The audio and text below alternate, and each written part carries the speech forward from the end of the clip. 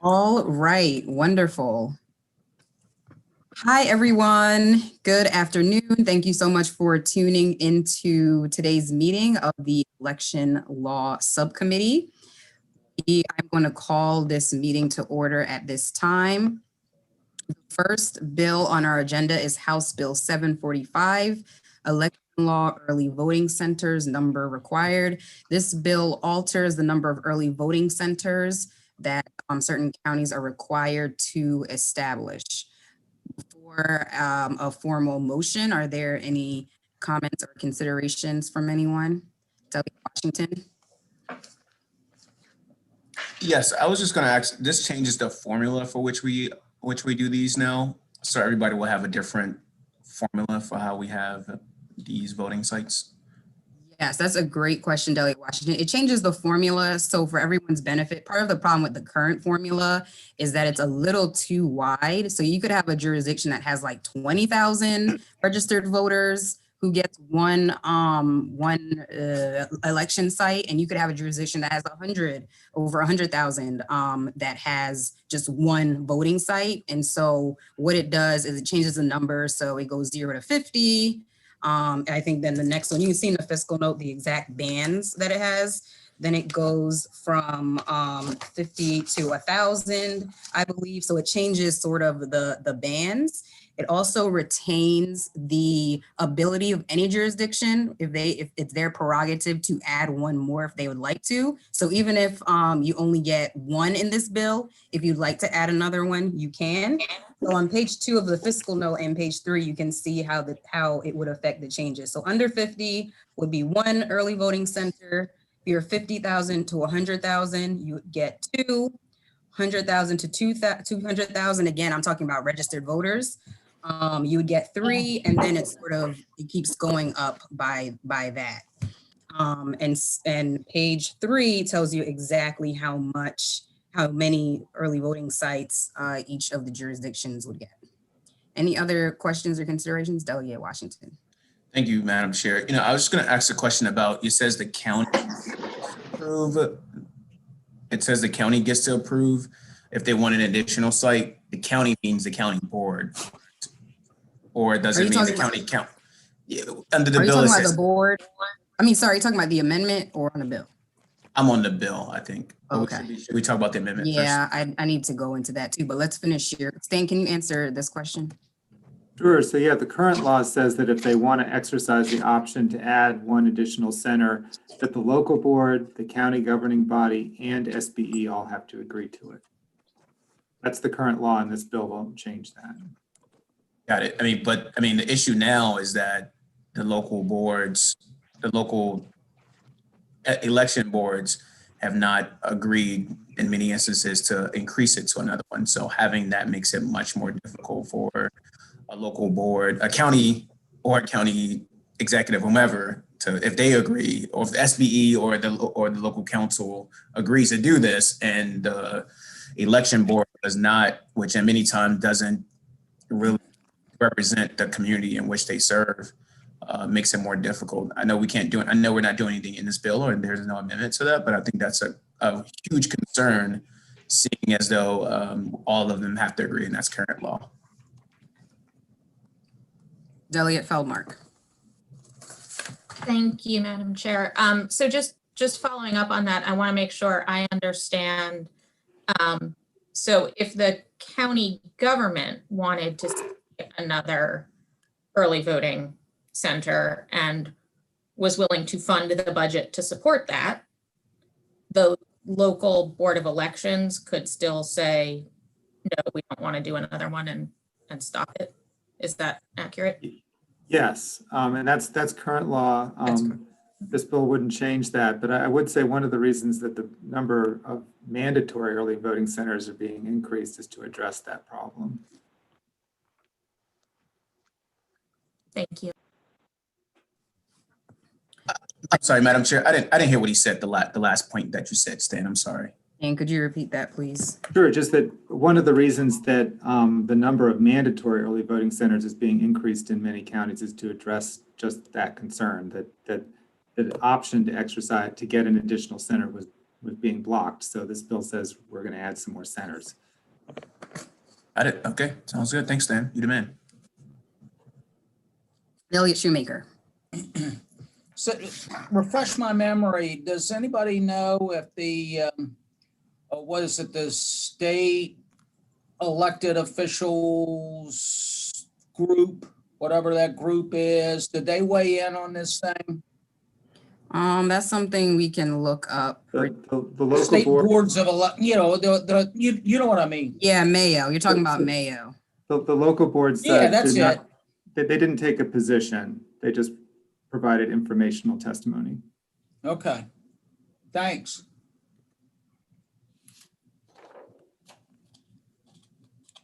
Any other questions or consideration?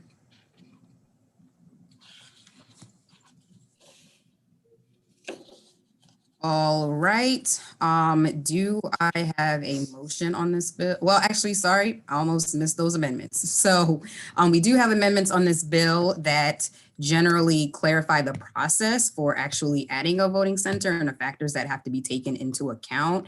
Stan, if you can just add some detail to the amendments and give us an overview, please. Sure. So the factors that the local boards would have to take into account when determining the location of an early voting center would be the accessibility of the center to historically disenfranchised communities, proximity of the center to dense concentrations of voters, accessibility of the early voting center by public transportation, ensuring equitable distribution of the centers throughout the county, and maximizing voter participation by using community centers and other public gathering places. The amendments also just make some clarifying changes to the language that we were just talking about the process of agreeing to establish one additional center. The current language is unclear, so this just clarifies it, but doesn't substantively change it.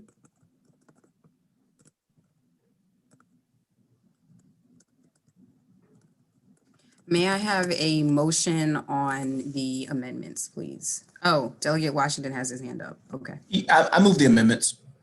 All right. You mentioned Second. the amendment has been moved and seconded. Any discussion? Yeah, I have a question on the amendment. Yeah, Stan, did you say it includes transportation? Public transportation accessibility. Thank you. Okay. Wonderful. Any other discussion on the amendments? All right, seeing none, all those in favor of the amendments to HB 745, raise your hand. All right. All those opposed? All right. Delegate Shoemaker, I'm not sure if you're support or oppose or. I'm okay with the amendment. Okay, all right, perfect. All right, the amendments carry. So now on the bill as, how about we get a formal motion and then we'll discuss. I move the bill as amended. All right. Second. Okay, it's been moved and properly seconded. Any discussion? All right, seeing no discussion, all those in favor of House Bill 745 as amended, please raise your hand. Any opposed? All right, no abstentions. House Bill 745 as amended is voted out favorably by the committee. All right, thank you so much for the thoughts and input on that one. We're moving forward now with House Bill 755. As introduced, HB 755, it created a process for risk-limited audits and required the state board in collaboration with local boards to conduct risk-limited audits after each statewide election. I want to flag that there is an important amendment to this bill that strikes most of the bill and makes it a work group to look at the process of our state utilizing risk-limited audits. For everyone's background, I'm going to ask Stan to add in and chime in on this. But just to refresh your memories, a risk-limited audit is a post-election audit. You all know that we conduct some level of auditing after every election. Risk-limiting audits are are the gold standard, are recognized by experts as the gold standard when it comes to auditing elections. And it basically uses probability to determine the likelihood that if there was a full hand count of paper ballots, that if a different winner would be found. So it examines randomly chosen paper ballots until there's enough strong evidence that a full hand count would confirm the electronic tabulation. So it's like a higher level that uses math and fancy things to make sure that the outcome would be the same. And what we want to look at is our state utilizing this higher and better standard when it comes to risk limiting audits. So the main thing to consider with this bill at this point is that the bill is going from actually detailing out what that audit would look like, and instead making it into a work group to figure out more of those details. So Stan, if you can chime in there on anything that I missed. It's an excellent description. I don't have very much to add. I would just give you an example. Risk limiting audits are designed to be hyper efficient using statistical methods. So just for one example, if there was a statewide race with about 2 million votes that were cast and a margin of victory of 1.4%, if you use a risk limiting audit with a 5% risk limit, you would audit 9,300 ballots roughly to determine that the result was accurate, if it is accurate. And as Delegate Wilkins said, if it's not accurate, then it would escalate up to a full hand count. It had a very high probability of escalating to a full hand count. And I would just say that this method is endorsed by the National Academy of Sciences and the American Statistical Association, and the Maryland Association of Election Officials is in favor of this bill with the amendments. Delegate Lasanti. I just have a question. Given that that threshold, do we have an idea if we took, for example, the last election, gubernatorial election, how many races would qualify under this formula? Do we have a? So the part of the work group, part of what the work group would look at is which races to audit. So the bill as amended says that the plan would provide for auditing one statewide contest and one local contest in each county. And so the work group would determine how to choose those contests, and they could consider different factors, including the closeness of the race and how prominent the race was and so forth.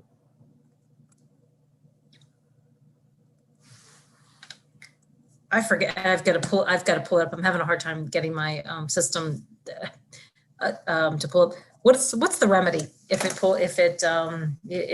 there is an inaccuracy determined? So the way that the risk limiting audit works is that it has a very high probability of leading to a full hand count if the electronic count is incorrect. Okay. And so it would lead to a full hand count, and then the official result of the election would be changed to match what the hand count says. By the hand count. Okay. Yep. Very good. Thank you. Yep. And then there wouldn't be a need for a recount, and an incorrect result would never be certified.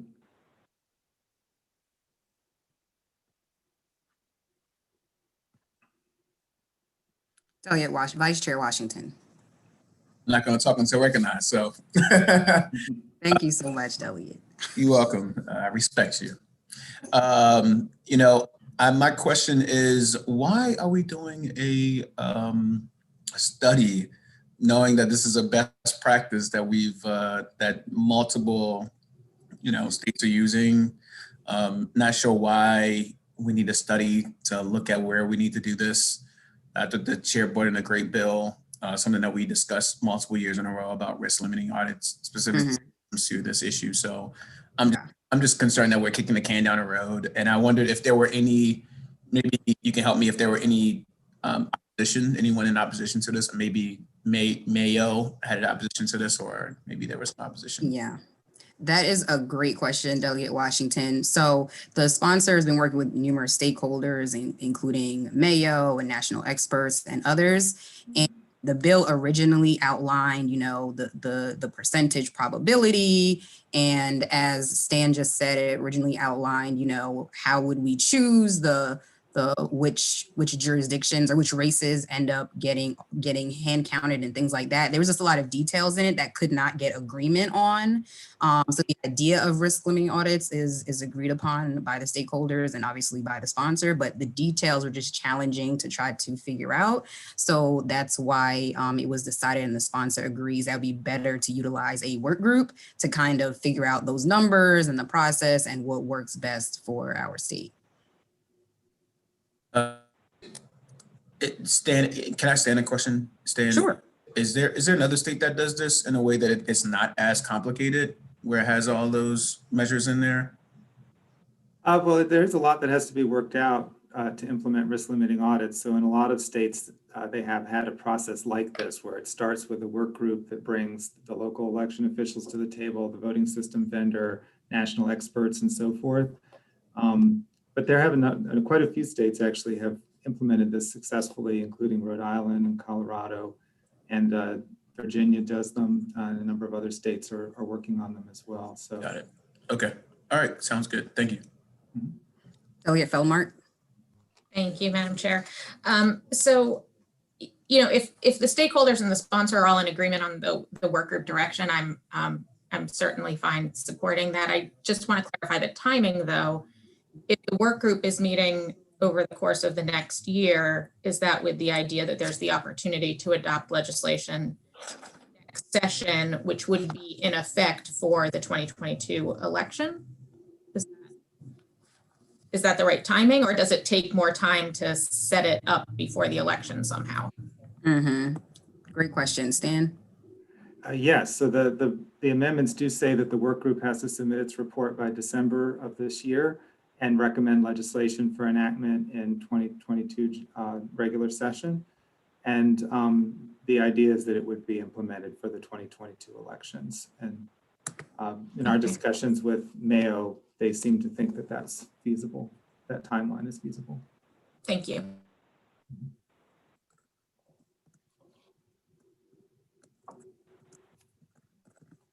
All right, any other questions? Vice Chair Washington. Move the amendments. Thank you so much.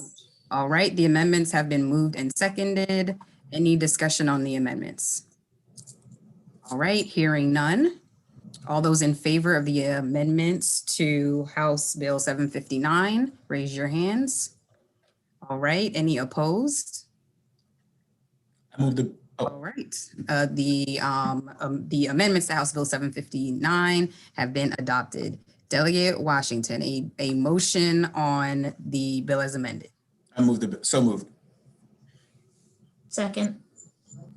All right, properly moved and seconded. Any additional discussion on the bill as amended?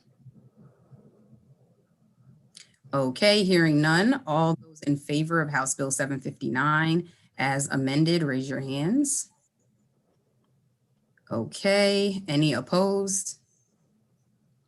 All right, House Bill 759 moves forward unanimously from the subcommittee. I think Delegate Washington voted yes. Yes, you did. Okay, perfect. I was assuming, but let me not just yes. Okay, wonderful. Well, thank you so much for your work and the great questions on those two. Moving forward to the next bill, House Bill 1068, election law, absentee ballot canvassing, multiple ballots cast by an individual. This bill basically requires a local board of elections to count the absentee ballot and reject the provisional in-person ballot if the local board receives a absentee ballot and a provisional ballot from the same person. My understanding is that currently both ballots would be rejected. And so the change that this bill is making is that the absentee would be accepted and that provisional in-person one would be rejected. So again, before a formal motion, any initial considerations? Delegate Shoemaker. Delegate Shoemaker. You're on mute. You're on mute. Sorry. So what is the rationale behind rejecting the in-person vote as opposed to absentee vote? I mean, I know that question was asked, but I can't remember what the rationale was. Yes, and that's a great question. And since we have the bill sponsor here, and I remember that conversation during the bill hearing, Delegate Feldmark. Sure. Thank you, Madam Chair. I do think it's a good question. There are actually a few reasons why the absentee ballot is preferable. One is that we know it will be the correct ballot for that voter, whereas the provisional could be from the wrong polling place. Another is administratively, it works better for the Board of Elections in processing and counting ballots. So as you may recall, what this bill proposes was put in place through emergency regs for our past election. And that allowed the boards to, validate and open and begin to assemble the mail-in ballots in preparation for counting them after election day, right? If we count the provisional ballot and reject the absentee, then they can't even start processing the absentee ballots until after all the provisional ballots are in. So there's that administrative practicality to it. And the third reason, which I think is, a pretty important one, is this is not about giving folks a do-over, right? Like, we don't want to set up the situation where if you vote by absentee ballot and then you think, well, maybe I want to change my mind, I can just go vote again. We don't want to encourage folks having an opportunity to do a second ballot as a, second bite at the apple.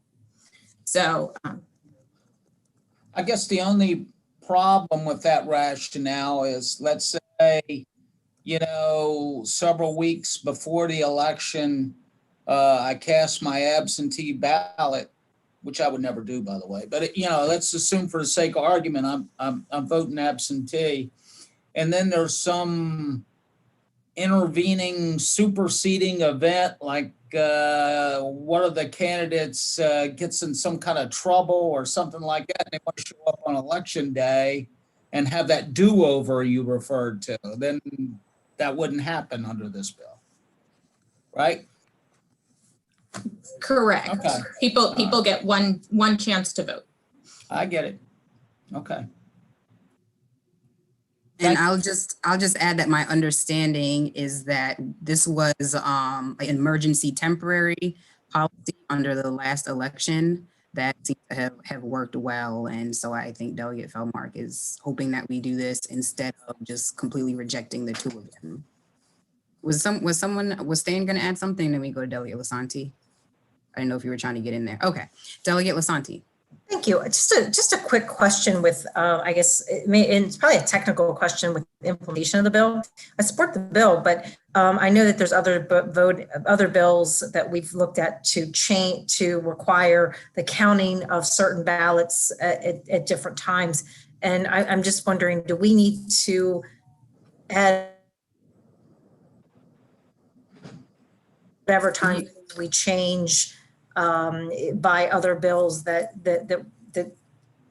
clearly Delegate Lasanti, sorry to cut you off, but you cut out for a second there. Could you just start your question over? Sorry, I don't know what's wrong there. I said my question is about the technical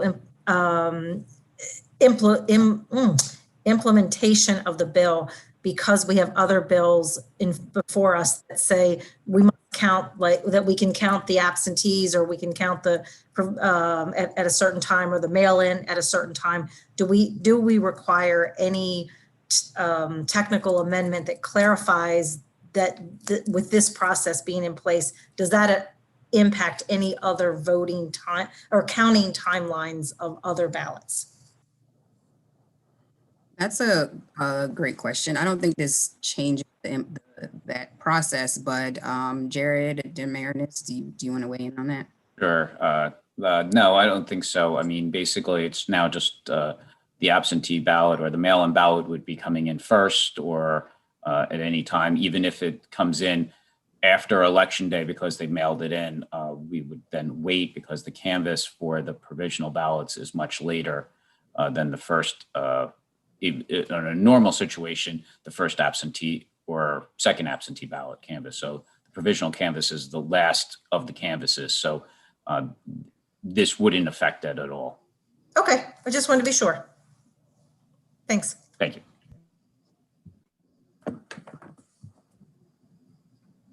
All right. Any other, how about we get a motion on the bill? There are no amendments to this bill. So how about we get a motion on the bill and then we'll obtain any further discussion if needed. I move the bill. Thank you, Vice Chair Washington. The bill has been moved. Do I have a second? Second. All right, moved and properly seconded. Any additional discussion on the bill? All right, hearing none. All those in favor of House Bill 1068, raise your hand. All right. All those opposed? All right, no abstentions. Count my first vote. What was that? Count my first vote, not, Count your- that was a joke. that was a good one. That was a good. That was good. That was good. It was good. No do-over. Right. We have our own election law subcommittee insider jokes now. You're the friends I've been waiting for my whole life. You are.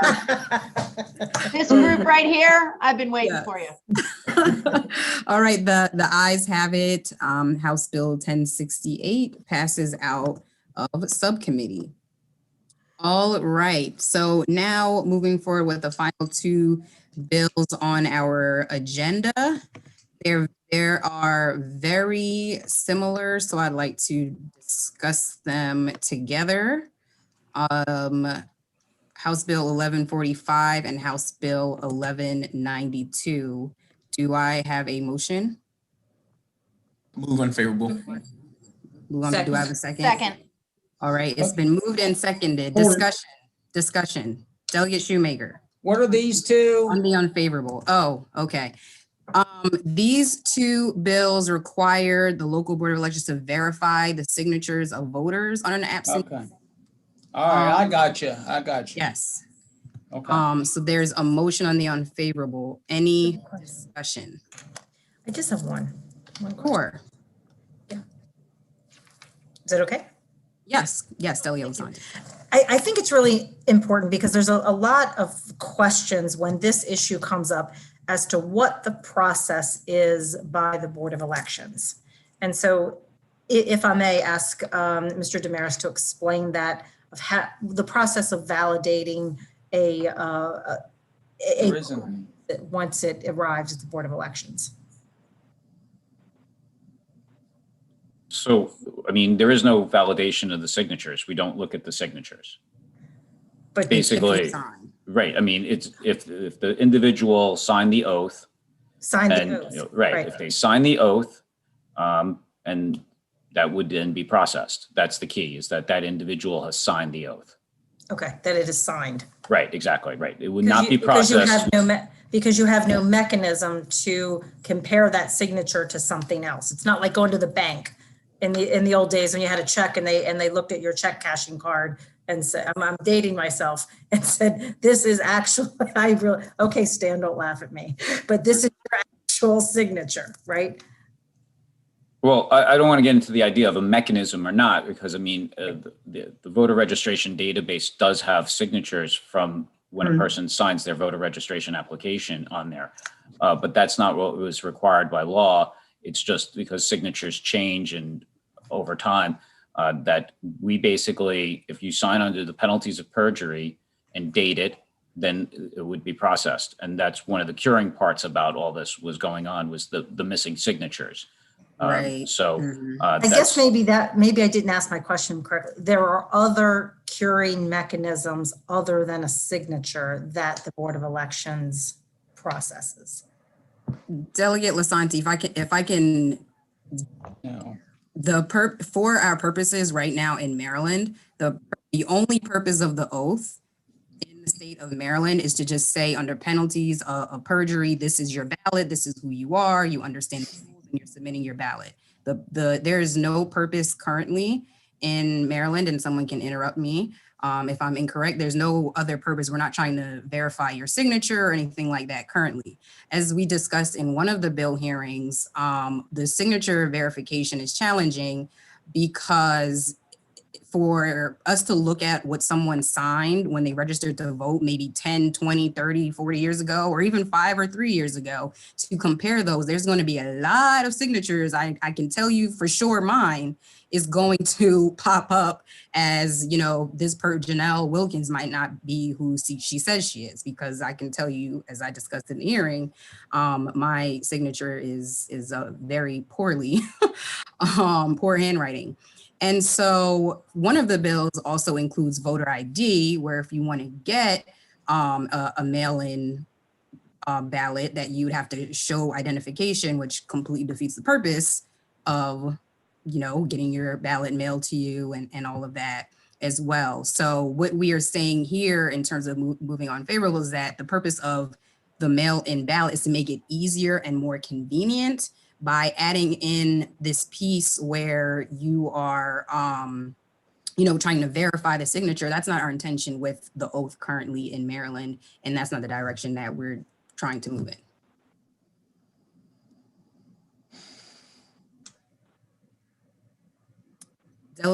Delegate Long and Delegate Feldmark.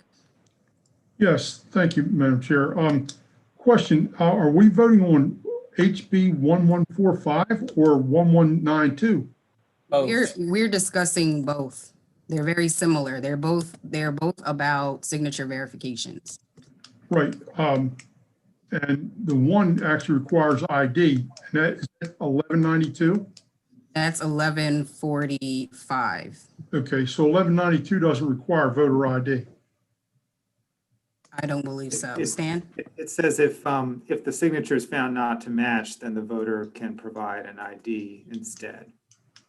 Okay, I think I asked a question the other day about verifying signatures when they come in through the oaths. Do they have machinery or something of that nature that can verify them very quickly? Maryland, I'm sorry. Go ahead, Stan. No, that's helpful. Go ahead. Maryland doesn't, but there are such machines available, and not quite a few states use them. And some states use it in combination with a manual review. So they would refer, so for example, if a machine found that a signature was not to match, they would refer that to a human review to make a final decision. Right. Given what's happened in the last election, I would think if we want to make sure transparency is there, we would want to have verification of signatures. What in the last election in Maryland are you referring to? All right, in the presidential election, there was a lot of alleged voter. Alleged. Was there any confirmed or evidence based? I can't speak to that because I wasn't there. But what I'm saying is, and I had this conversation with Madam Chair, perception is reality. And right now, we have a lot of people in my district that don't have a whole lot of faith in the, with the process. And that's something we need to restore. And I think this would be a good first step. And I don't think it would disenfranchise anyone. If anything, it would make our voting more stronger. And, I would like to see, some type of certificate or verification of signatures. The less things that we have that can come back negative, the better our system's going to be. And I think it's very simple. If the machinery is there and it can be done, why not? Thank you, Delegate Long. The machinery is not currently there, but we are aware that it exists. Thank you. We have noted those comments. I'm going to go to Delegate Feldmark, and Delegate Long, if you want us to come back to you, we can. No, I'm good. All right, well, we'll see. Okay. Thank you, Madam Chair. I think my concerns about these bills really, in some ways, do respond to the comments Delegate Long just shared, because this does disenfranchise people. We heard testimony that voters with disabilities are not able to meet this standard, and then we're taking away the opportunity for them to vote by mail-in ballot. So, you know, I'm very concerned about that disenfranchisement, and that's a big piece of why I oppose these bills. And, you know, unfortunately, we didn't hear any solutions to that problem. So I continue to be unfavorable on these. And I think we need to think about that disenfranchisement. It may not be intended, but it is the actual impact. Thank you, Delegate Feldmark. Delegate Jones. Chairwoman, I had a question for Mr. Demarinis, please. Mr. Demarinis, were there any situations in the last presidential election here in Maryland? For voter fraud, Yes. there has been no cases brought by the state prosecutor or any actions brought in Maryland. Thank you. Thank you, Delegate Jones. Thank you, Mr. Demarinis. Delegate Lasanti, did you still have your hand up from last time, or? Okay. Any other comments or considerations for discussion on this motion?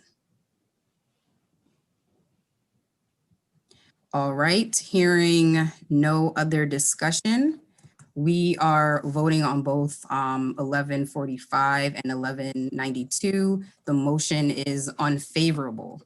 All those in favor of the unfavorable, raise your hand.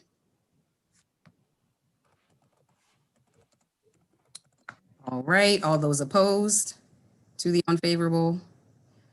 Okay, the ayes have it. The subcommittee has moved unfavorable on House Bill 1145 and House Bill 1192.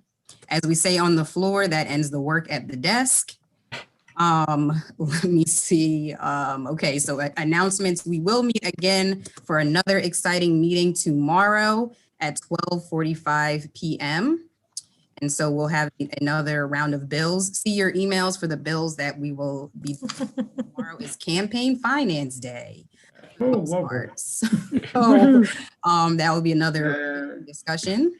Any other comments for the good of the order or announcements before we end? All righty, I'll see you guys tomorrow. Thank you so much for the great discussion. Thank you. Bye. Okay, bye-bye.